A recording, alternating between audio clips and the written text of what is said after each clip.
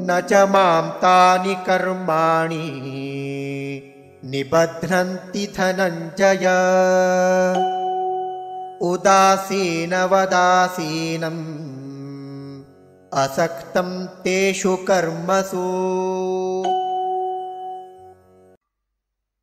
न च मां तानि कर्माणि निबध्नन्ति धनञ्जय उदासीनवत् आसीनम् असक्तं तेषु कर्मसु।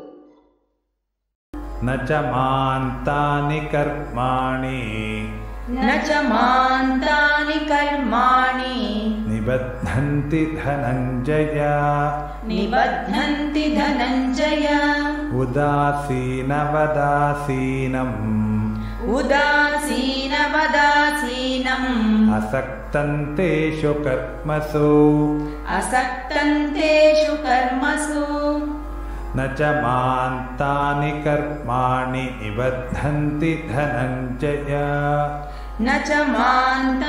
कर्माणि निबध्नन्ति धनञ्जय उदासीनवदासीनमसक्तं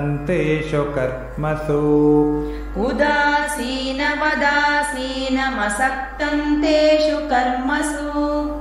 न च मां तानि कर्माणि निबध्नन्ति धनञ्जय उदासीनवदासीनमसक्तं तेषु कर्मसु।